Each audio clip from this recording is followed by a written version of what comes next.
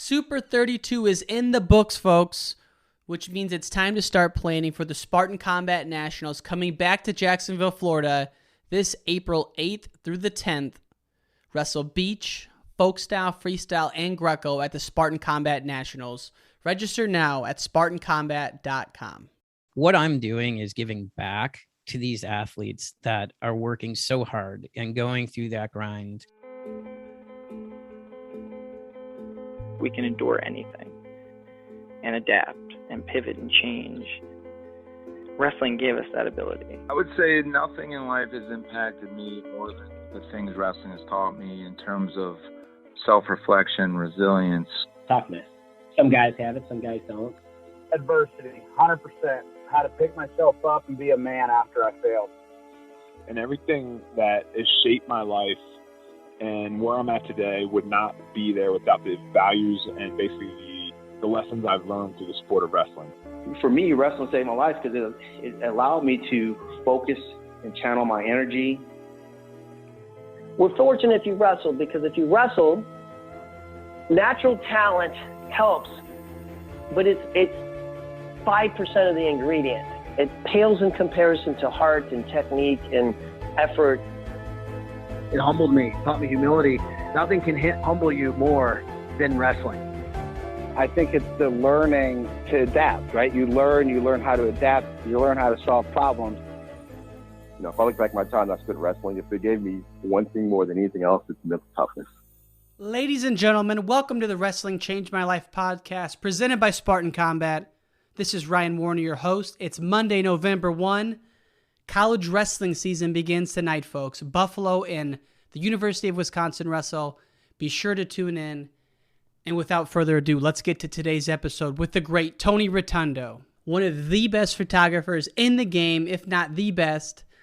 Tony and I have been partnering for a long time, and a lot of the photos we use for this show are from Tony's website, Wrestlers Are Warriors.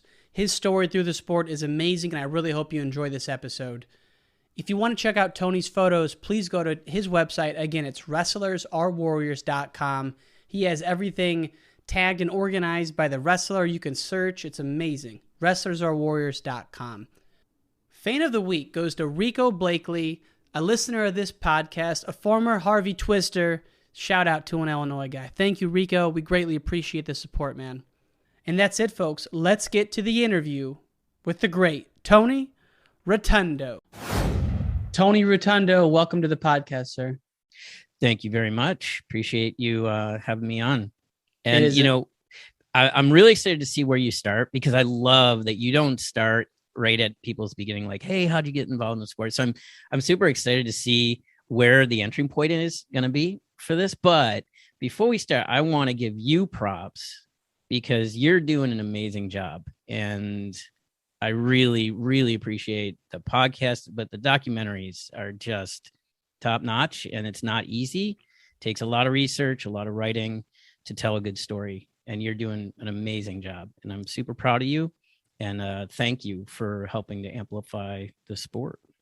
I am so honored. Thank you, sir. It means a lot coming from a master of your craft. So thank you very, very much. I appreciate it. And to your point, the starting point, we're going Berkeley High School, 90, right. 92, 93, somewhere in there. It was later than that, but yeah. How'd you get there? Great entry point, right? So I had taken a break from the sport. So, we'll get to this, but I grew up in the sport. I mean, it was my life from when I was a baby, because my dad was a coach and very involved. I took a break when I moved from the East Coast to the West Coast in 92. And I took a break for a number of years, and it was super helpful for me to really just fall in love with the sport again. But around 2000, I was like going to the gym, and I would pass by Berkeley High, and it was around the start of the wrestling season. And I'm like, maybe I'll drop in and just, kind of get the smell of the gym again, which is unique and pretty wild at times. But I stopped in, and there's a very small program and two really good coaches, but they were kind of phasing out, and they immediately put a whistle in my hand. And put me out on the mat to officiate. I mean, literally the next day, like I stopped in and practice. The season had just started, and they were like, we'd love to have help. And so the next day I was coaching and I was wrestling with the guys, and I was not I'm 54 now. So I was not a spring chicken. And, you know, I felt like I kind of needed to prove a little bit, and I probably didn't, but I got in there and scrapped and got my back wrenched. I mean, I think it was like half Nelson day, and a kid a lot bigger than me was trying to throw me around. And yeah, my wrestling days pretty much ended right there. You know, I haven't really wrestled live since then. But yeah, so I got involved, and it was really good. What I really loved is they had a great girls and women's program, and that really intrigued me. And I contributed there, particularly just being sensitive to the girls and what they needed. And, you know, the guy, so that Brad Itakazu was the head coach, and he wrestled in Bakersfield, and it was just like tough grind, you know, just no, there's no crying in this room kind of thing. and one girl who's gone on to great success and became a lawyer and stuff, she started crying one day, and Brad was like, what is happening here? And I said, look, let me talk to her. And so we went out in the hall, and she was having some family issues and stuff like that. And she really years later was like really appreciative of the fact that like girls need to be treated a little bit different. I mean, they can talk, they're tough and they can grind, but sometimes we get emotional in life, and it happens. So I coached there for 5 years, but toward the end of it, I really wasn't getting out of it what I wanted in wrestling. And I wasn't exactly sure what I wanted to do next, but you know, I grew up with a really big program, a high school program, and I wanted to walk in and have it be Clovis, you know, and I was like the fourth assistant coach. And it turned out I wound up for the last year, I was the head coach, and it was a disaster because my heart really wasn't in it. We had about 6 kids, and so 3 of them. That's it? Yeah. I mean, it was, you know, so you're babysitting 4, and then there are 2 kids who actually want to scrap. And it's very difficult when that happens, you know. But counter to that, like to get a program, to have 40 kids in the room, you need a club program. You know, you need to do what Steve Sanderson did, you know, like listening to Kyler's interview, starting with 100 little kids running around, and that's in the evenings after high school practice. And that's what my dad did. He built a program in Clarence, New York, which is outside of Buffalo, by just putting in the work for 20 years. You know, it's the high school programs, you know, so, and I knew that with Berkeley, like I knew I needed to put in the time with elementary school kids, junior high kids, high school kids, and it was going to take 15 years. And I didn't have that. I didn't have that patience to do that. And so I was looking for something else to do in the sport when I got into photography. And then it was just an absolute perfect fit, and light bulbs were going off. Like this is the thing. I've never questioned it or looked back. And that happened. I started shooting around 2006. So yeah. John Sachs introduces it to you. Why was it so clear as day for you? You know, I don't know. It is there. If anybody's had the notion of love at first sight, and it's not necessarily like you fall in love with a person or a thing or a task or whatever. It's just, I ran into him at our North Coast section tournament, which is a state qualifier. And he was up in the stands, and he was pissed because they wouldn't let him on the floor. And he had already shot like Olympic trials and like some really world championships. And so he was peeved. And he was sitting next to us, and I just asked him, what do you do with the photos? And he said, well, I put them up on the internet. And I have been in tech for a long time, and so I knew how to build websites and stuff like that. And I guess I just had never thought of that. But that was the second he said that, it was like this, you know, shining light, like that's what I'm going to do. And I never, from that moment, I mean, I had to finish that season and then coach the next season. So this actually probably was around 2004. The whole next season too? Yeah, I had to. Yeah. Why? Because Brad had some family issues. His wife was very sick. And so we sat down and had a meeting, and it was one of those like, hey, you talk first, because I was going to tell him, hey, I'm not really loving this. I think I need to pull back on it. And because we were kind of co-coaching at the time. And he said, he spoke first. So I was going to tell him, I'm kind of done. And he said, my wife is very sick and I'm not going to be able to coach next year. And I was like, well, I got to do it. I mean, I guess I could have walked away, but I was invested with the kids. And so I could have walked away and said, well, they need to find a new coach. But I was like, I'll do one more year. And my heart wasn't in it. And I didn't have like the infrastructure of like parents who used to wrestle and they bring their kids and they love it. And they, it's a city school essentially in Berkeley. And so, it's not the burbs or the country where there's like a rich wrestling history. And so these kids are all first generation wrestlers, as it were.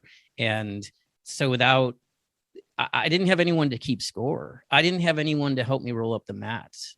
I mean, and I wasn't putting in the effort to try to find that. It was like exhibition. I mean, I had to keep score in some of the dual meets because there were no kids that knew how to keep score, and there were like no parents there at all. And so it was very much like intramural, and in my mind, I wanted to be Clovis. I mean, not that that was reality, but I wanted to be part of a big program. And this is just life. Sometimes, doesn't work out the exact way that you envision it or that you plan it. And so you roll with it. And I'd say I let the kids down, but I like the kids, but they were just horsing around, we had one really good kid, but before the section qualifier, like the first set of sections qualifying for state, the weekend before, he went and wrestled freestyle for the first time ever without me there, and he hurt his shoulder. And so my best kid, and really the only wrestler on the team at that time, who's a great guy now and a model for Southwest Airlines, and also works for them, but he hurt his shoulder. I mean, my only kid, who, had a long shot, but he had a shot at qualifying for state. He like wrenched his shoulder and he was pretty much done for the season, like right before the regionals or whatever. So that's where like I had stayed in touch with John. And so that year ends, or maybe it was at the North Coast that year that I ran into John. And then the next year I was like, hey, I really want to help you out. And it was just fantastic from that point forward. Yeah. So what happened next? You buy a camera, or did you already have one? Yeah, I had a crappy digital camera. And I went to a tournament and got some decent shots. And I still have all this old stuff, right? But I got some decent shots. And I think he realized like, okay, this person has potential. Like it's just not all crap. And I loved it. I mean, I loved, even though we had a crappy team when I was there, I was always super competitive. I'm my father's son. So it was just like intense and like never talk to people, like, that wrestling face.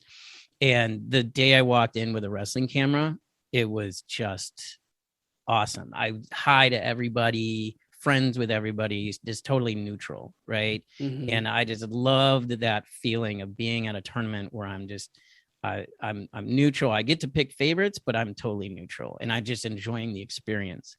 And it was way better for me than trying to be on a team and be competitive and stuff. How long from that moment until you're at the 2007 NCAA tournament? So I started in earnest in 2006. So I didn't get the NCAA tournament in 2006. I was still just contributing to John, and just I didn't have good gear and stuff. So I really started to get the bug in kind of around the time of NCAAs in 2006, and I did some freestyle stuff and did like Sunkissed and really started to enjoy it. And then you start to get good shots. It's a little like golf. You're like, oh, I'm good at this. And then you have a failure, you just like have a crappy day and you're like, oh, maybe I'm not very good at this. And then you get some good shots and you're like, okay, maybe this will work. And it's a little bit like a drug, right? You get a good shot and get really excited about it.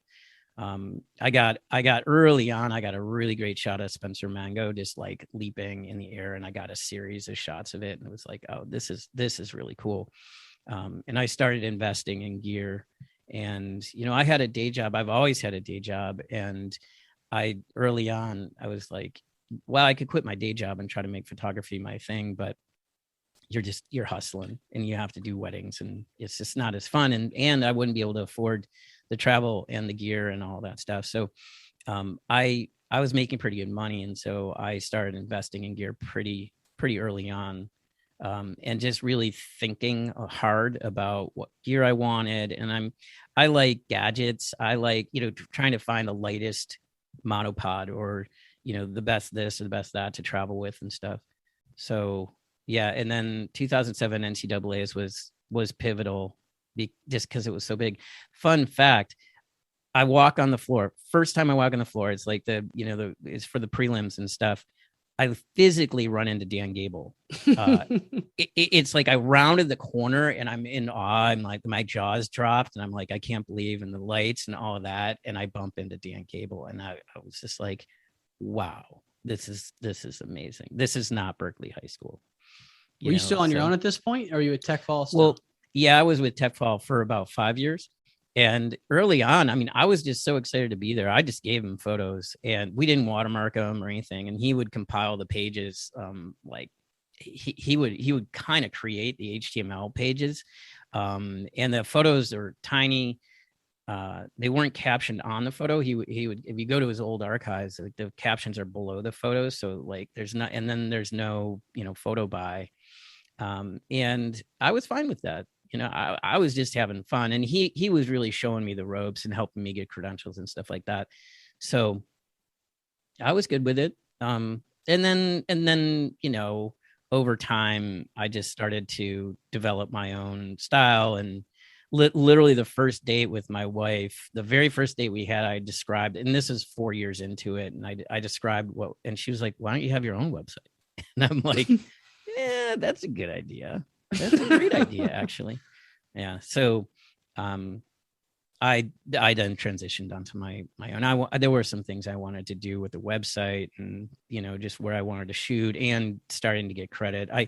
Things would frustrate me. Like, he would post photos of the Worlds, like the 2009 Worlds, which I went and he didn't go. And then I see in social media at the time, or in forums, like, hey, John, great photos from, Herning, Denmark. And I'm like,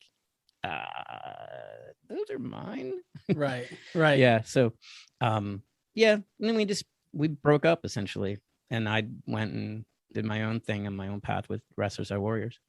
And so at that point, how often are you going to tournaments? Like every weekend throughout the year?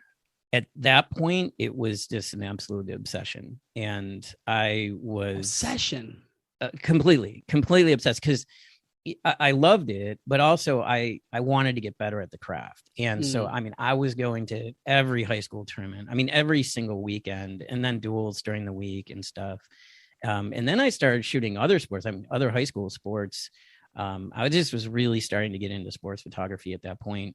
And I would come home and I would process, and I really credit John with kind of driving a hard ship, in the sense that I would come home and we'd have to get the photos processed as quickly as possible and post them. And every photo gets, some love, right? And not everybody does this, where one, speed, and two, they have to look great. And it's not surprising. I'm a hard worker. I like to hustle. I like to grind. But that means that after a tournament, the wrestling ends, the art begins. Yeah. Only at that point, right? So, trying to get 100 photos up before you fall asleep, and then on the plane home, and then all day on Sunday, and then during the week, late at night after dinner. I have a day job. My wife and I manage an apartment building. So we'll have dinner and she'll be getting ready for bed and I'll be like, I'm going to work. And I'll work till 2 a.m. quite often, right? Just trying to crank photos out. But that's the way you have to put in that effort to get a great product and to get recognized. And so, yeah. So you're a night person more than a morning person? I tend to be. I do love sleep, but I tend to stay up later. My natural thing is like up a little bit later in the morning and then staying up a little bit later. It's funny because everything you're saying I can just relate to on so many levels. It's like when I'm really getting into the thick of an audio documentary, which I just started one yesterday, and I'll announce it on this show, but basically it's like back to boot camp, right? It's 4:30 a.m. mornings, and I'm a morning person. So I'm like, all right, 5 to 8:30 is my time. So 5 a.m. to 8:30 every morning. And it's really in the thick of the auto documentary 7 days a week. That's just a beautiful time of the day, though. And you can do a lot after that, and if I don't have a busy day, because I'm in outside sales, I'll do more throughout the day. But no matter what, 5 to 8:30, 7 days a week for 4 months, that's a lot of time. So you've done the same thing. Yeah, just flip it. But it's funny. If I come back from overseas and my rhythm is off, my circadian rhythm is off, and like I'll wake up at 6 a.m. and I'll work from like 6 till 9. I'm like, I love this. This is awesome. I should do this every day. And then I fall back into a more natural rhythm. And yeah, it's pretty funny. I love mornings when I'm up and I'm feeling good, but I end up just sleeping in. How did you study getting better shots? And like, how did you like self-evaluate? Just by shooting a lot. And you mean back in the day when I was learning? Yeah, but like, yeah, exactly. Like the first 3 or 4 years, like, were you YouTubing out? Like, who was your standard that you were learning from? No, I did a lot of. I did it on my own. I mean, did you read any books? Nope. No YouTube, no books. Wow. I knew photography. I had taken photography classes, so I knew photography. I knew what f-stops did and shutter speed does and ISO and that sort of thing. So I had a photography background. Got it. And so the camera gear didn't scare me at all. And there was a lot of trial and error, and we were using flash. The cameras weren't good enough. And so the bad lighting, we were using flash, and that adds an element of this, like, well, back in the day, the old flashes, it's like, well, I'm blowing out the shots. And so you have to dial the flash back so that it's just a fill flash. All that stuff was just trial and error. And I probably watched a YouTube video once in a while just to be like, I can't dial this in and I got to figure it out. So I'm not prone to, I'm not the dad who refuses to ask for directions, in the car. I'm humble and I've been humbled, quite a bit. I'd ask other people in the wrestling community, but not too much. I actually learned a lot more. I shot for a while, roller derby and women's roller derby. And those folks taught me a lot, particularly about how to set up a flash off camera. So with remotes and stuff like that. But there was before wrestling or during no, this is in the middle of it. Okay. This is when I like, I don't know, around 2007, 2008 or so, I just was obsessed and I was just shooting all the time, football, derby, this, that, like, it just really was my passion. It still is, but I only really do wrestling now. But the derby community, they just shared ideas a lot more. They just you'd stand around each other and look at a camera and talk about, different settings and stuff like that. And there was more sharing. And I don't know, I didn't get that as much early on in the wrestling community, maybe a little bit. But I shoot Nikon, and so like John shoot Canon, and I couldn't. If you showed me, I couldn't turn on a Canon camera right now. Like, I don't know. And people ask me all the time about gear, and I'm like, I can only help you with Nikon because I don't know Canon. It's like a PC. I couldn't do anything on a PC. I'm a Mac guy, and so yeah, I don't know. You just pick up stuff, and it's just you just shoot. That's if people want to get into it and they're serious about it, go shoot everything you can possibly shoot. It doesn't matter what you're shooting. There will be some good action, and the light will be wonky, and you got to just figure things out. So it's just having a passion for it. And the lighting is something that really fascinates me, because over the past year, I've shifted more into some video stuff as well. And that is like, holy smokes, that is just such another element or another realm of it. And I kind of think about it as the lighting and the action, and then the post-production lighting. So are you doing your own post-production and color correction on all the photos? Yeah. Do you do every one, or are some of them good as is? It's pretty rare that they're good as is, because you know, I'm using a monopod, so that means they're not always exactly straight, and so there will be a little bit of fixing there.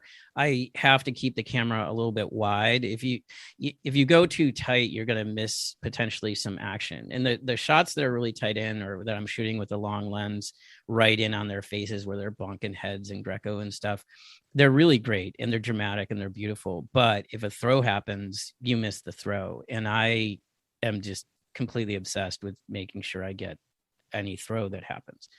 So I shoot wide. I keep my camera wide so that, you know, hopefully not too much of anybody's body parts are like out of frame. So that means that I need to crop. It's probably 75% of the shots I'll need to crop a little bit. So everything gets a little bit of love. And in Lightroom, which is Adobe Lightroom, you can do a sync. So you can adjust one photo and then sync all the others. But it, you know, depending on where you are on the mat and the lighting on the mat and like the color of the mat, like, you know, with the UWW mats, the center logo is light blue. The main body of the mat is kind of dark blue, and then there's an orange circle, and then back to blue.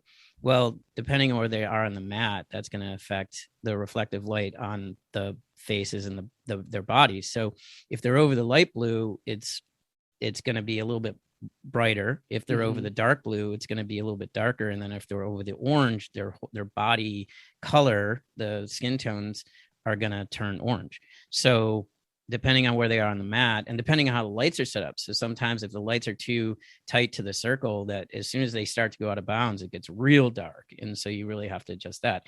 Or when they go to the corner for the coaches, this is in freestyle, but when they go to the corner with their coaches, oftentimes the light is different there. And so then all of these photos are in line by the order of the timing that I shot them. So, you know, I can set like most of the photos to be relatively close to how I'd want them to look, but each one usually ends up getting a little bit of love. That's so much time spent. I mean, because how many photos will you do that actually go onto the website after a big weekend? Good question. So it's somewhere, but depending on who's wrestling and how many matches there are and stuff like that, it might be 3,000 to 4,000 per session. So like that's what it was like at the Worlds this in Oslo. And so then you're trying to grab the best 100, and it's very, very difficult to get your speed down and your confidence down that you're grabbing the best 100, processing those during the break, posting those during the break. Then you shoot the finals, and then you grab maybe 50 to 100 after the finals and post those. And it might be 1 in the morning, 2 in the morning. But the real heavy lift is when you get back home and is going through all 4,000 and grabbing like the top, 300. And that just takes a ton of time. You whittle it down, you go from 4,000 to 2,000, from 2,000 to 600 down to your top 300. Then you caption them, you got to grab the results so that later when you do searches, the names are right. Caption them, then you start the post-processing work. That's why I stay up till 2. It's by midnight. Yikes. Yeah. So that is like a day and a half or 2 days per set or per session. It's crazy you do that twice though. Like you do it at the event just to get some stuff up, but then do it later to get the more complete picture. Yeah, absolutely. Really? That's the grind. That, I mean, as I've been saying, that's the job. And people, nobody's really doing to the extent that I'm doing it. I mean, some folks are started now, but to do that work, put in that work. And so, there's putting things on social media is one thing. Giving things to the media is one thing, but like really going back and doing a very thorough, processing of all of these shots. And it's not just US. I mean, some other folks will only shoot one school or one country. And I'm like, I see myself as a historian. So I don't discriminate. I mean, I lean USA heavily, but if I'm doing prelims from Worlds, it's just about good shots. And sometimes it's just about like, well, this is compelling because this is the first time someone from Bahrain or wherever like wrestled, and someone may want this shot in 10 years or, so there's a little bit of that going into it. But yeah, it's a lot of work. You see yourself as a historian. I love that. Yeah. Yeah. I mean, why do you say that? It's where like art and history kind of, because people are going to want these photos. It's like, if you want a shot of, I don't know, name somebody from 2006, NCAAs, you're looking for a shot because all of a sudden somebody gets like a coaching job, or that school is like, hey, we'd really like a shot of them wrestling. Do you have anything? And so, and people just like to go back and remind themselves. I mean, yeah, there's video and that's great, but I just think having still images from these events that will hopefully be around for a long time, which is another topic, but hopefully they're around for a long time and people can go back and either enjoy them or they need them for, whatever they're doing in media or storytelling. Why do you say that's another topic? Well, it's an interesting construct. So we're at a place where everybody's publishing their content online. What happens if you die? And so like, and that's macabre, I get, but let's say, so I have a SmugMug account, right? If that SmugMug account, so the SmugMug goes away, hopefully they come up with a solution, but all those photos go away. If I die and no one pays SmugMug the money to keep that account going, all the photos are gone. No one can access them. You still have the hard drives and all that, or do you? Yeah. I have multiple hard drives, multiple hard drives. And my plan, and I need to execute this pretty soon, is to send hard drives to like the USA Wrestling and the museums. And basically package it up and say, here are all my photos for the first 10 years of my career up through, say the 2021 Worlds. But the thing is, and this starts to get really deep, is like, what happens in 100 years? Like what, is SmugMug still going to be around? Is Sam Herring still going to be paying? He's my guy. I'm going to keep him around. He's like the smartest kid I know, the smartest young person I know. And I'm going to give him a drive, and directives and all this stuff. But what I'm getting at is like, so Nikon, the file is a raw file. And then all the corrections that happen are in a sidecar file called an XMP file. I've lately started creating JPEGs to go along with those because I feel like JPEG is the file that maybe will last longest. But what happens when no one can read a raw file anymore in 50 years? What happens if people can't plug the drives in because USB is different? You know what I'm saying? So I don't know the answer to this, and it just breaks your heart to think that all this work would just kind of disappear. And in the old days with film, at least you could share a photo album. There are slides that will last quite a long time. There are photos, photos last quite a long time, and you can send the photos or the slides to someone, but now it's sending drives. I mean, I'm sure you will be thinking about. I'm thinking about it right now as you're saying it. Exactly. And in fact, it's like one of the things I think about. If I ever wake up at 3 a.m. and I can't go back to bed, my only thought is SoundCloud going to be around tomorrow? Because if not, I know it's not the big boy platform, but it's just so easy to use. So I haven't switched over to Libsyn yet, but yeah, even Libsyn could go down. Like any of these companies could easily go up in a puff of smoke. You never know. Yeah. I think that you're lucky that a lot of this stuff is recorded and hopefully video playback happens. But again, it's like we're think, 100 years from now. Not that anyone will care. Maybe they will. Right. You go back and you watch what was the Rome Olympics where it was outside and stuff like that. And you see photos of that. And maybe there's some video of that. It was at the early 60s. That's when Blue Bob pinned Habibi. Right. And so around what year was that? 60. Right. So you can see video of that, and it's pretty crappy, but you can see that. But then, what if you go back further? Right. And granted, I know the video, 60 video is pretty established, but stuff from the 20s, photos from the 20s, stuff from the 1800s. So I don't know. And maybe I don't want to sound egotistical to think that my photos are going to last and be relevant 100 years from now, but I'd love that to happen. I would love that if people could access them. And, it would take effort, right? Because there are hundreds of thousands of these photos. And so even if USA Wrestling or one of the museums wanted to put them on display, they'd have to go through, a million photos to figure out which ones to display and how to display them. But yeah, that's my plan. I think about this stuff. We're not going to live forever. And if anybody has had someone pass who's had really great directives, so this is such a sidebar, but when people pass away, the process of the process is really pretty short in most cases, right? It's sort of you have a partner and they're alive, and then something happens, an accident happens, and it's just 3 days later you're at a funeral, and you're that is just terrible.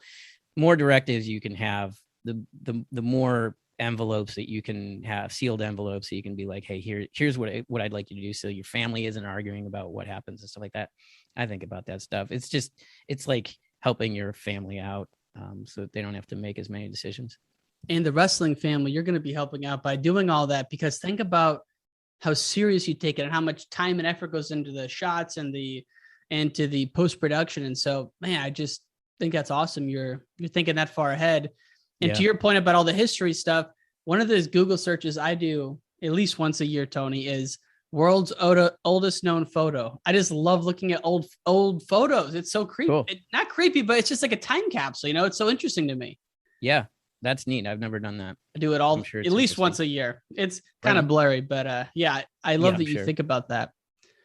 So you've mentioned a couple of times that your pops was a really big wrestling guy. And I read that you were kind of growing up in the era where weight cutting was kind of championed almost. What was it like back in those days? It was difficult. I mean, I was on I was the little baby on the wrestling mat. I was the kid that would get watched by the cheerleaders, and they would give me kisses and I'd get embarrassed and stuff. My favorite thing in the world was riding the mats when they put them on those dollies and would roll them. This is high school level. Yes. But yes. I was 5 years old and they would let me ride on the mats, and it was just thrilling. It was the best thing ever. So it's been my whole life. I don't know life without wrestling. So you're going to ask me later how it changed my life, and I'm going to say it's been my life. I can't say that it changed it. It shaped it. Right. Mm-hmm. My dad, but he was very intense, and my dad is a coach. And so he was coaching high school. And then he we did nothing half-assed. So he had a huge a kid club, and he would, in addition to us just going to tournaments, we would sell wrestling gear. So he would buy gear from El Bevilacqua wholesale and get it shipped to us. And then we would load a van up. And so we would never be able to just go to a wrestling tournament and just go wrestle. It was we were helping set up. We were unloading vans full of wrestling shoes. My mom was selling gear at a table. It was just a complete 110% commitment to it. And I didn't always love it. And, when it came time to wrestle competitively, around 10 years old, I was in sweats. I remember one time we were on our way to a tournament, and I was down in front, underneath the heat blasting on the in front of the passenger seat, in sweats, trying to sweat off a couple pounds on the way. And that was at 10 years old. Oof, man. And it definitely took a toll. Eating disorders are a real thing in the wrestling community, and just breaking your brain repeatedly at a young age, that you can't You can't, give your body what it's asking for. And we didn't really have good knowledge. We did it all wrong. I did every single thing wrong. Diet pills, pee pills, everything, just like, and in high school in particular, we would, it was just up and down. We would, let's say, you would come in on Monday and be overweight, and you would do anything you could to get down to weight for the dual meet on Wednesday. And then you'd balloon your weight up Wednesday night, and then have to cut Thursday for a Friday or Saturday tournament. Then Saturday night and Sunday, it was just like, strap on the feed bag, and then you come in heavy on Monday. It was the absolute worst thing you can do. Super bad for your body, super bad for your liver. But that's what we did. And I think this new paradigm is way better. I do think getting into shape, and air quote fighting shape, is a good thing. And I think that, it's not to say that kids should never lose weight. It's that they should get into the right shape and wrestle at that weight. And, do everything they're doing. You're going to lose a little bit of weight in the wrestling room and running and doing all that stuff. But I think it was super unhealthy. And the top kids, they were so skinny and losing 25, 30 pounds. It's just, the stories that were happening at the time when I was a kid, and it takes its toll. I didn't want to wrestle anymore. By the time I was maybe a junior in high school, I was like, I don't want to do this, because the weight cutting sucks so bad. Yeah. And is that why you got out of it for so long when you moved to California? No, that was way later. I finished high school, and I was incredibly technically proficient. And so when I was young, I was very successful. And even I did the best in high school my sophomore year. I got second in our state qualifier. And at the time, you've heard these stories, only one person qualified for states. And New York State had, they had 14, sections, and that was it. 14 kids in the weight for state. Yeah. So you had to win. I had to win section 6, and I just never did. I got second my sophomore year. And how many guys never made it then? Yeah, exactly. Oh my God. Yeah. And fun fact. So I posted this recently on social media. My senior year, my dad wanted me to drop down to 98 pounds, which of course we had 3 pounds, but it was like 101. But Jeff Prescott was in our section at that weight. It was completely illogical. No one was beating Prescott. He and I scrapped when we were kids. I think I did beat him in freestyle once, but by the time he was a freshman in high school, no one was beating him. He went on to great success in college. Oh yeah. But it was illogical. It's like, hey, I'm not going to beat Prescott. Nobody's beating Prescott. Nobody in the state, barely anybody in the country is going to beat this kid. Why am I sucking down for that? So I rebelled, and I got within a pound, and then I didn't make it. And I got 4th in our section at 105. But it didn't go well with my dad. He didn't handle it well at all. And that's where now with the kids I'm mentoring and stuff like that, it's all love. It's all love. Cause that's what I didn't get. I got, kicked out of the house for not making a weight cut. Literally? Yeah, literally. Yeah. Where'd you go? Anyways, I stayed at my friend John Vesper's house, but I wanted to stay there anyways. I was done. I was like that. So that wasn't a big deal. My dad was, I love my dad, but he was just really had a different philosophy on how it all supposed to work. And he had difficulty showing love, or he does. I love him. Hi, Dad. No offense.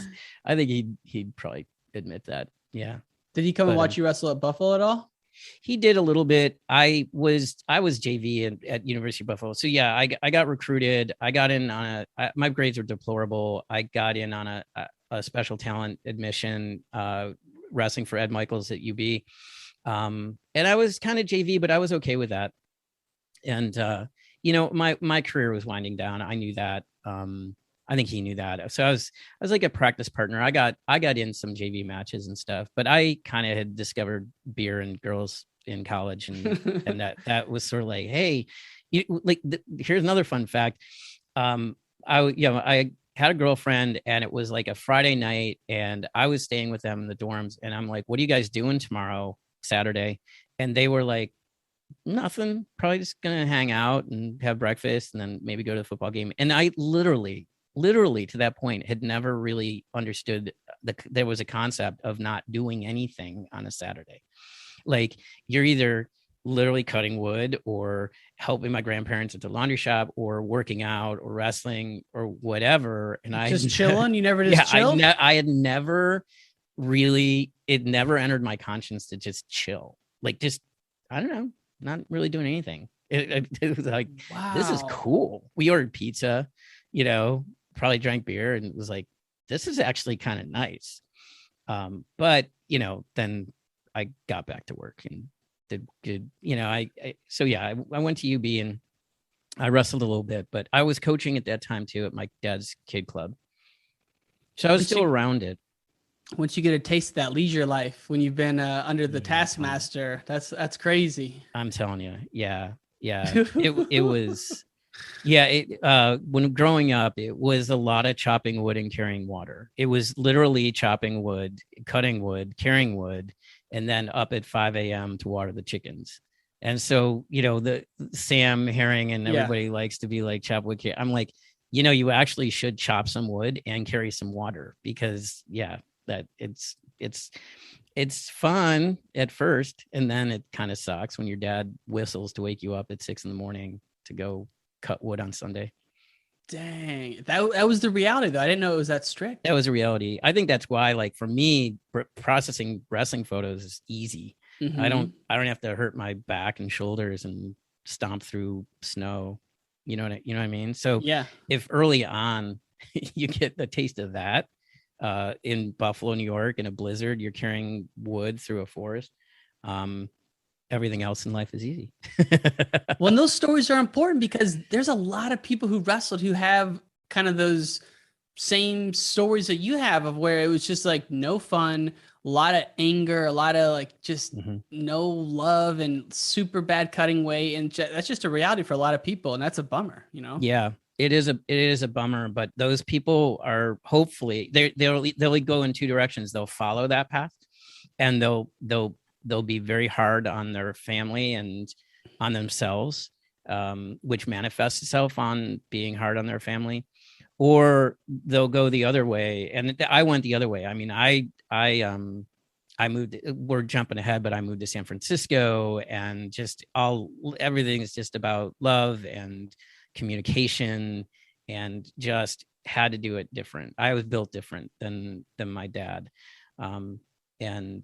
So for me, it was just all about respect and honor and like just love. I keep repeating that, but that's just the way I am. That's your ethos. Yeah, that's my ethos, especially like, so now I've taken a huge break from any kind of coaching, and I mentor these kids, Jude Swisher and Sam Herring. And at Fargo, I got to use my wrestling coaching voice for the first time in about 12 years. And it felt really good. And I talked to Sam a lot about technique and break down his matches and stuff like that. And, and then the Gibson brothers were on like kind of a chat thing. And it's just about support and love. And like, hey, win or lose, I'm still going to love you guys. Doesn't matter. Right. Try your hardest, work hard. I know they work hard. I know they're trying their hardest. I know they care a lot. And so it feels so good to just give that support. It feels so good. And you try to do that in life in general, right? To the people around you, your partner, your friends, just, give that support. And it's not always roses, it's not always perfect. And sometimes you fall back into, like, your parents mode, the parent mode and stuff like that. I'll yell at my dogs, and lose my patience with them. Yeah. And then regret it immediately. Like 5 minutes later, I'm like, I'm sorry. I love you.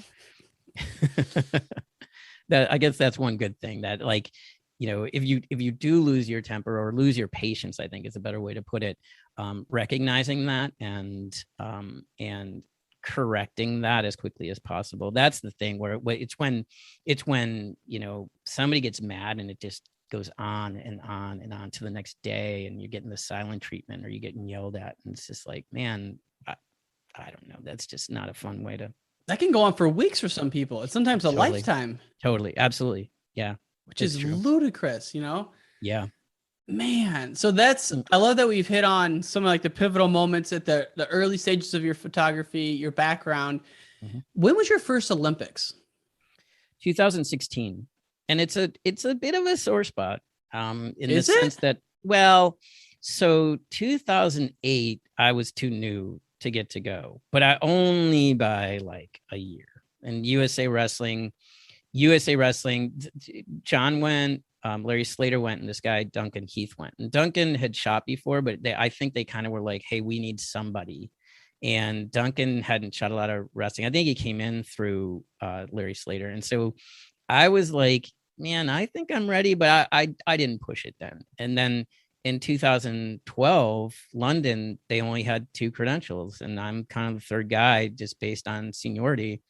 And so John Sachs went, and Larry Slater went, and I got passed over. And then 2016, I got to go through USA Wrestling. And the way it works with USA Wrestling is you basically are going as a contractor. You're not really going as the USA Wrestling photographer. You're just going, you're an independent contracting photographer whose credential is kind of approved by USA Wrestling. Mm-hmm. And it was around 2012. It was right after that John and I kind of split up. In that it was 2 years later. So you start to apply for credentials 2 years after each cycle. And John said that he had gotten a credential for 2016 and thanked me for my contribution to Tech Fall, and that if I stuck around, it was before 2012. Gotcha. It was before 2012, and if I stuck around and shot for 5 more years for him, then I would go in 2016, assuming Tech Fall got a credential. And it was around that time, literally that phone call, that I was like, I think I'm probably going to do my own thing here, So 12, yeah, he could have offered me that credential. He could have passed that to me, but he didn't, and that's fine. I understand it. It's a thrill and it's an honor to shoot the Olympics, and so people aren't handing credentials to one another very frequently. So then, were you expecting to go in 2012 though? Like in your mind, you were like, oh, 100%. I'm going. Yeah. So it hurt not to go. It hurt a lot not to go. Yeah, for sure. And 2020, I wasn't sure if I was going. I did not get a credential through USA Wrestling. What? Again, it went John Sachs and Larry Slater. And then, but I did get a credential through UWW. And that one was like, they pay for your trip and that sort of thing. But we weren't sure because of COVID and all of this stuff. We weren't sure that we were actually going to get a credential or enough credentials for 3 photographers. So I had to sweat it out for years. Like, Tim Foley called me 2 years out and was like, hey, that email, I think I got you a credential. And the email was my credential had been declined because USA Wrestling only had 2. And he said, I think I got one for you. And then I had to wait over 3.5 years. It was the biggest test of my patience, to not call Foley every week and say, what's the status? I did it every month, but I felt that was progress. But yeah, for like 3.5 years, I wasn't sure if I was going to get a credential to 2020. And I did, and it was great. It was an honor to be there. The worst question of all time, but how different from Rio to Japan? Very. Just like night. I mean, was there any comparison at all in terms of the energy, or like, was it just 2 totally different worlds? It was 2 totally different worlds.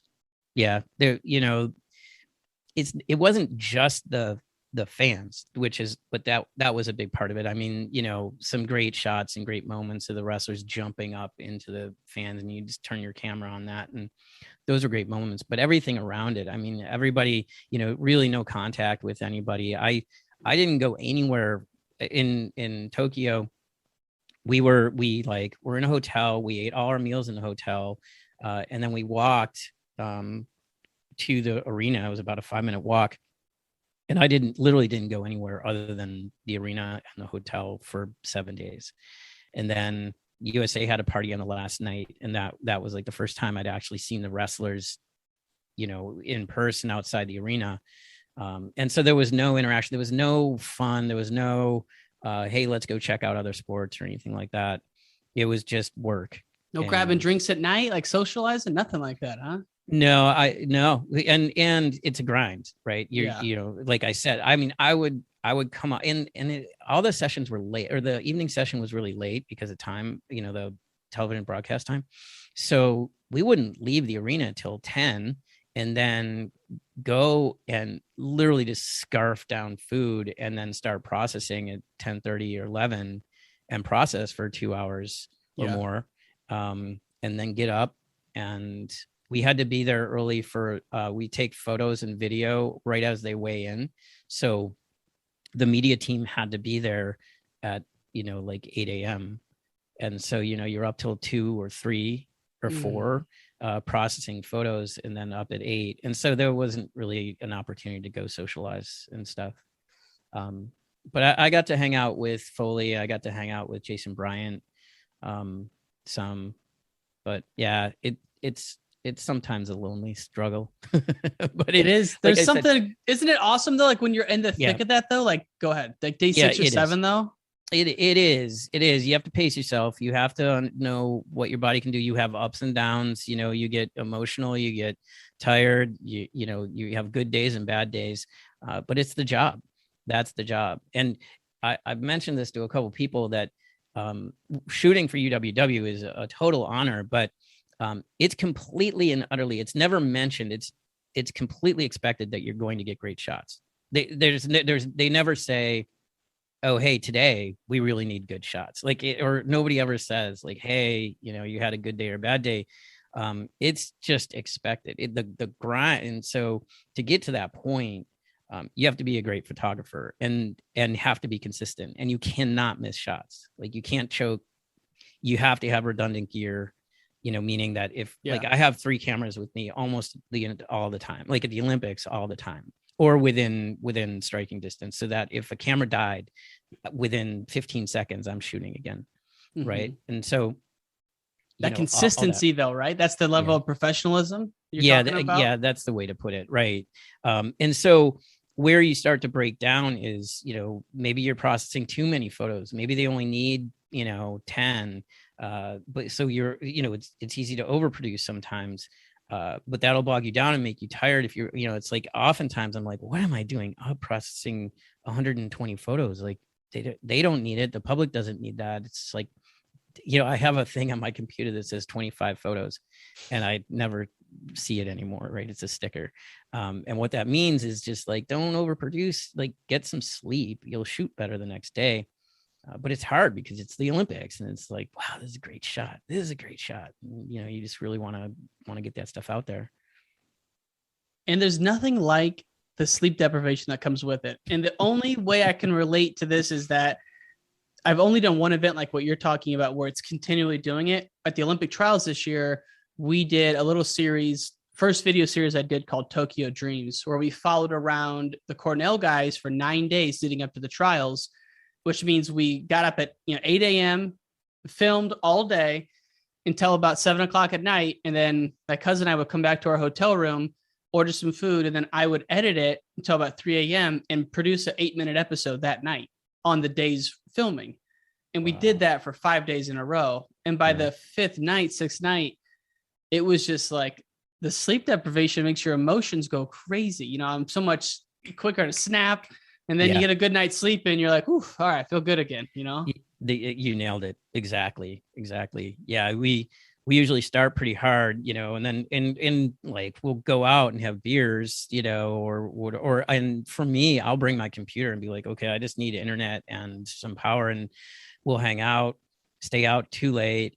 And then you're right, third or fourth day after that, like last session, I'll turn to my buddies and be like, I'm going to bed. Like I need 12 hours of sleep or I'm going to cry. To coin my wife. My wife made up that phrase. I'm so tired, I'm gonna cry. And I'm like, it's true. Sometimes you're just like, I'm just so wiped out. But yeah, that's the job. I love how any great thank you. I really appreciate that. I just love how any creative journey, like you get into it, day one goes better than you think, and you're feeling overconfident. And it doesn't have to be day one, just like the first 25%, you're feeling good. And it's a false feel good. And then the real eating glass is like the middle 50. And then the last 25, you're good. Now you're a real pro and you're feeling good again. And like, what I mean is that when I do one of those audio documentaries, the actual editing is about a month period.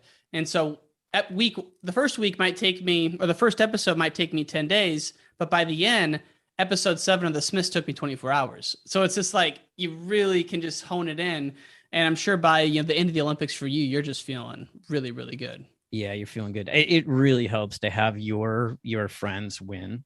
It helps a lot, right? Like that just motivates you. Hugging those guys or the girls when they come off the floor was like the absolute highlight of my thing, because there's no family there, right? And so it's just sort of like, yeah, it was great. When Adeline won in Oslo, she came on the floor. I ran around and was just like taking photos of her walking kind of off the mat. And then I was like, hey, and gave her a big hug. And then she goes in for a second hug because she's like, my dad's not here, so let me give you an extra hug. And because her dad and I are pals. And yeah, I thought that was really cute and pretty awesome.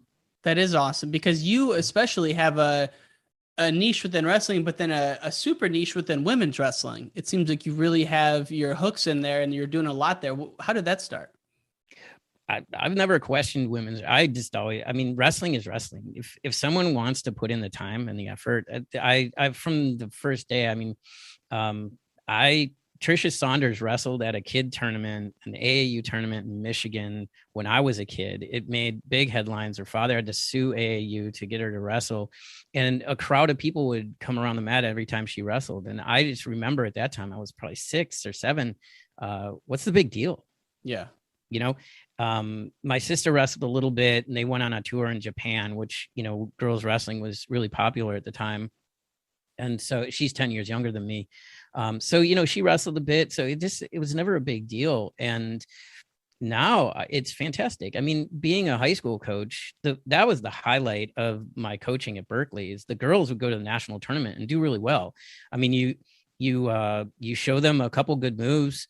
And again, Brad was like a power half guy, like legs and power half. And he would show this to these girls and they would go and beat up other girls and make them cry. And you're like, this is actually, this is pretty cool that you can have a national champion, pretty young and pretty green. And some people see a negative in that. And I'm just like, I think that's awesome. And so I've never questioned it and it needs to be amplified. So I'm here to help amplify it in any way I can. And on top of that, the women are just so much more fun to be around. Like before, during, and after a competition, they're just way funner and more relaxed. And yeah, so I don't know. And what about Wrestle Like a Girl? That's kind of what I was referring to. Oh, I see. Okay, sure. You had that gala last week, right? Yeah, we were at the gala. It was beautiful, and I got to go as an invited guest, and sat at Sally's table. And didn't bring a camera, and my wife came, and it was really nice and enjoyable. It's been a long time of a lot of work to kind of get invited to an event and not be shooting it. So I was appreciative of that. And I made some donations to them and a lot of photos to them and kind of whatever they need. I made some donations of photos for their auction. But it's just it's a great cause and they're doing great work and it's well run. And I don't know, I mean, we're all going to kind of contribute in one way or another. And so I contribute to a number of different things in wrestling, but Wrestle Like a Girl is a big one. I'm happy to help them I think it's great, and getting all these states sanctioned, and Iowa starting a program, like all this stuff is great work, and it takes a very large village, right, to get that stuff to happen. So yeah. And it's funny story. I hadn't met Sally. I mean, I photographed Sally, but I'd never met her until Kazakhstan, the Worlds in Kazakhstan. And we were kind of like missing each other and stuff like that. And when we finally met, it was like we were inseparable that week, just because it's like, you are so cool. Like she's just she's a great person. And we had a good time. And it just, life is like that, right? You meet people when you're supposed to meet them. And yeah. So she's coming on next week. Can't wait. All right. Yes. Cool. So I'm going to learn. Hello. I will. I'm going to learn all about the foundation and just her career and the whole journey. And that part about Trisha Saunders, I just wrote down Trish on a notepad. That's crazy. They had to sue AAU. Yeah. Like kind of on the spot. They didn't want her to wrestle, and her dad had to sue like the night before or something to get her to wrestle. I have photos if you ever want to see them. I do. Of that, because crazy. That's a documentary. It is. It would be a great one. But how the community works, something triggered in my mind one day, and I called my dad, and he kind of explained it. He remembers everything, and he explained it. And then I go on Twitter, and within an hour, not only did I have like the event and the date, but then Trisha came on, and she's like, "Hey, here are some photos of it with my dad coaching me." And I'm like, "This is so crazy." I mean, I was there. It's so wild. It's a good story. That is a great story, man. Yeah. We might just, if someone else doesn't do it, we might have to collaborate on a little short film on that, because that's pretty monumental. And you think about the history of women's wrestling and where we're at now. Yeah. So Tony, as we wind down, I wanted to ask you a couple gear questions, and we'll move into the seminal "How Did Wrestling Change Your Life?" So I do love the gear stuff like you do. What lenses are you shooting with when you go to tournaments? So my gear is Nikon. And the primary sports lens out there is a 70-200, and then f2.8, and all of my lenses are 2.8. And I don't mean that as a flex, but just, you need a lens that can work in low light and bad light with good action. So the workhorse is a 70-200, which is wide enough to kind of get when the action comes at you, and wide, long enough to reach across the mat for like coaches and that sort of thing. And then my favorite lens is a 300 prime, and a prime is that it's a lock lens, so it's not a zoom lens, and they're able to put more better glass in that, so it's big and heavy, and it's a 2.8 as well, and it is so crystal clear and sharp, and you can see the photos. So the ones that are like really uptight and close, or they're like in the coach's corner and stuff, and I'm shooting across the mat, and now I'll have to put down one camera and pick up the other very quickly, and I get bad tennis elbow doing that. And so I've created and built a couple of devices that would like shorten the time from me having to set down the 70-200 and pick up the 300. That amount of time you're trying to shave? Just the putting up? Yeah, just like a second or 2 seconds. Yeah. I'll show you next time we're together. It's basically like I have this really fancy monopod that I've pieced together, like Frankenstein together, so that the 300 is sitting right next to me. And so I'll just put the 70-200 to the side and reach over, and I can unlock it on a foot pad and then like have mobility with it. And it's really just for walkouts and certain stuff, or if it's blood time, you get really nice close-up shots and that sort of thing. And then kind of lock that back into place so that I'm not having to pick it up awkwardly on my right side. And it's about 12 pounds with the camera, which doesn't sound a lot, but doing that repeatedly and doing that awkwardly, where it's your kind of hand is out to the side. So anything to shorten that time and limit the discomfort, because discomfort, people don't think about this, but when you're in the zone and you're really trying to focus and trying to let this flow through you, any discomfort or distraction is bad. Right. So if your feet are cold, if your hands are sore, if your elbow hurts, if there's a mom yelling in the stands, if the Iranians are blowing whistles or whatever, like any distraction can be bad. And so you want to limit that. You want to be kind of, I won't say as comfortable as possible, because you can't just sit back and relax, but you have to have all these outside distractions, limit the outside distractions as much as possible. And the amount of reps you would be doing that would be a lot. Yeah, I mean, exactly. Hundreds of times. Exactly. And and so then to finish that, the actual question, I have kind of a medium wide lens, a 24 to 70. And so, ultimately I can go 24 to 70, 70 to 200, and then a 300 prime. And so that kind of covers like from wide to in pretty tight. And I'll often have those close to me. I don't carry them around every single time. Like at Fargo, I'll just kind of leave the 300 sometimes if I have to run over to mat 25, but they're with me usually most of the time. And the shorter lens is strapped onto a belt clip. So you're carrying a lot of gear. What model of Nikon do you use? So I have the one of their most recent generation, so the D6, and then I have two D5 bodies, and I have a D4S that's just kind of collecting dust, and I do have a Z6. I guess it's right there. So people kept asking me about mirrorless, and I wanted to test it, and I don't have a travel camera. I mean, I literally have all these big cameras, and I don't have like a little camera to take on vacation. So I got a mirrorless, and I want to test it out and run it through its paces at a wrestling meet sometime. And you got extra batteries and SD cards and all that for everything? All of that. Yeah. 128 gig cards for all of the bodies.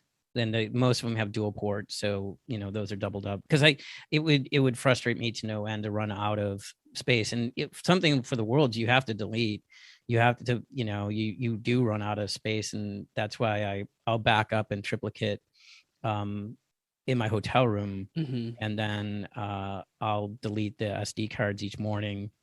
And then even my computer runs out of space, and it's really very painful and hard for me to delete off my computer, because then you're relying on your hard drives, or the hard drives will run out of space, like the portable ones.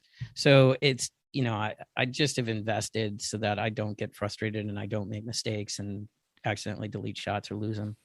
I love what you said earlier, though, about keeping your day job. I'm the same way. I've been doing this 3 years. I do have a day job like you in tech. And so we're fortunate in that sense, but it takes the pressure off. And it also gives you the flexibility to tool around, where you don't have to, everything is like you're pinching a penny because that's all you're doing, Yeah.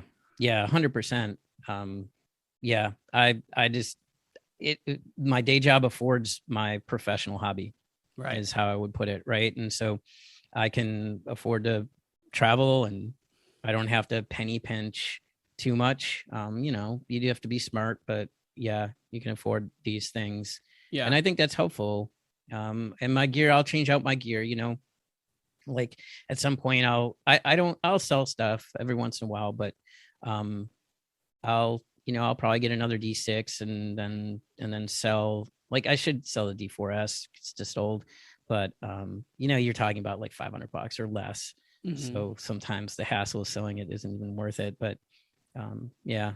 And then other thing I was curious about is when you go to a tournament, do you plan out which matches you're going to watch, like at the Nationals, so you know which wrestlers to get shots of? Well, it's two parts. Sometimes I'll contract for schools, and I used to contract a lot, and I would make some money at the NCAAs, but I would contract for like 5 schools, and they all want their shots at the, like, I'm getting texts at the end of the session saying, hey, where are our photos? And so I'll contract for a couple schools.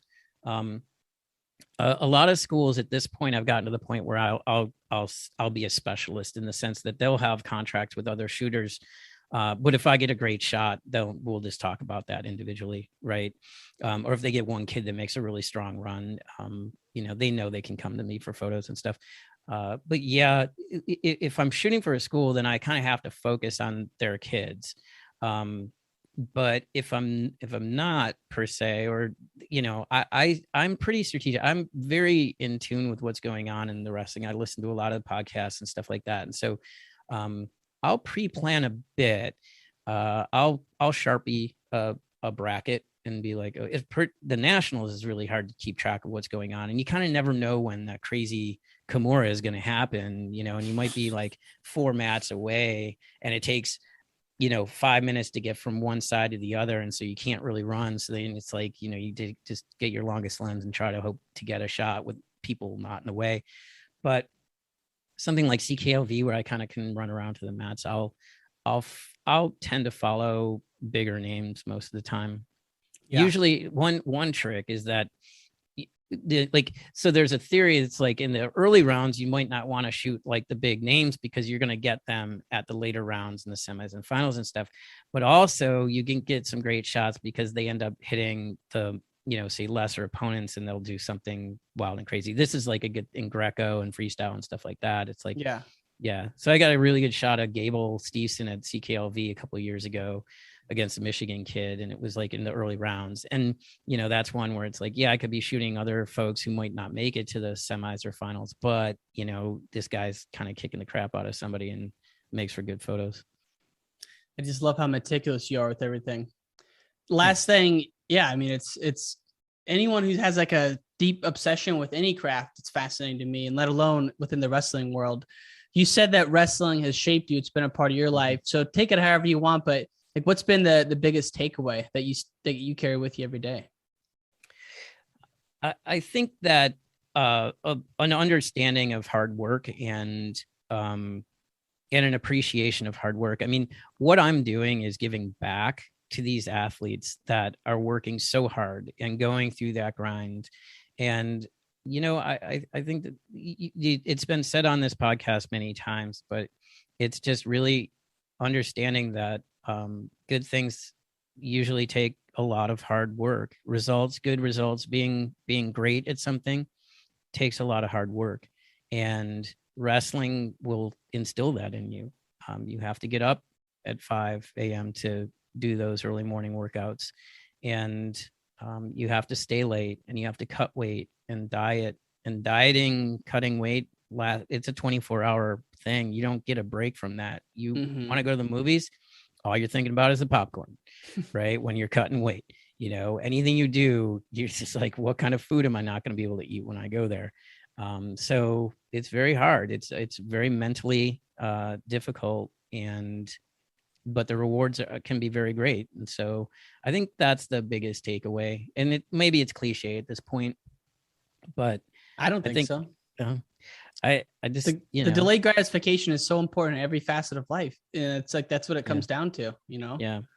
Something came up at the gala that I thought, because I try to explain this to my wife. I'm like, I don't know why I'm obsessed about this and doing all of this work. I don't know what it is. But somebody was giving a speech. It may have been Terry Steiner or someone, and they talked about it just being a way of life.